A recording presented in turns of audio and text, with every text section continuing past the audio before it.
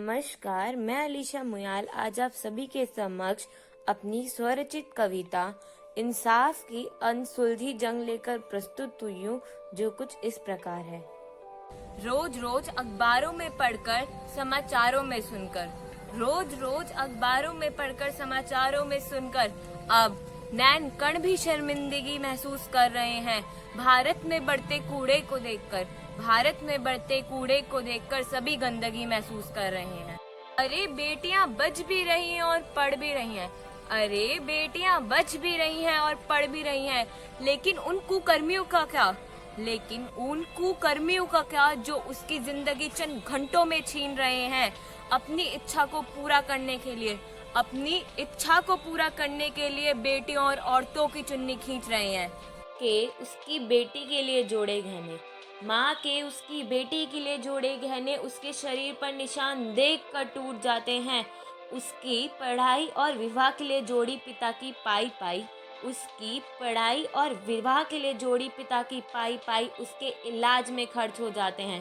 बहन की विदाई में उसे गोदी में उठाने के सपने देखने वाला भाई, बहन की विदाई में उसे गोदी में उठाने के सपने देखने वाले भाई उसकी अर्थी को कंधा दे रहा होता है। सारी खुशियां छीनने के बावजूद, सारी खुशियां छीनने के बावजूद वह अभद्री जिंदा रहता है। उस बेटी के इंसाफ के लिए, उस बेटी के इंसाफ के लिए कई लोगों की मोमबत्तियां सड़क पर होती है। अलग अलग शहरों में, अलग अलग शहरों में उसके सम्मान के लिए भीड़ होती है। लेकिन इतनी इज्जतदार जनता के बीच, लेकिन इतनी इज्जतदार जनता के बीच ये दुष्कर्मी कैसे जन्म ले लेते हैं। भारत माता की गोद में, भारत माता की गोद में उसी की बेटी की बेरहमी से हत्या कर देते हैं। सोचा था इस कोरोना काल में वहशीपन कुछ कम होगा, सोचा था इस कोरोना काल में वहशीपन कुछ कम होगा, आदमी को आदमी के छूने से जान का डर होगा। लेकिन अभी भी सब कुछ वैसा ही चल रहा है, लेकिन अभी भी सब कुछ वैसा ही चल रहा है। एक चिड़ैया के पीछे, एक चिड़ैया के पीछे कई गिद्धों का झुंड उमड़ रहा है।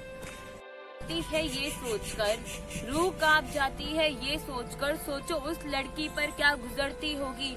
हर एक मदद की गुहार में, हर एक मदद की गुहार में उसके जीने की आस छूटती जाती होगी। एक एक चोट का निशान उसका, एक एक चोट का निशान उसका हर व्यक्ति की अंतर आत्मा को चीर कर जाते हैं। हर लड़की की नजर में, हर लड़की की नजर में उस पीड़ित के कातिल को बचाव में आगे आने वाले, उस पीड़ित के कातिल को बचाव में आगे आने वाले दोषी कहलाते।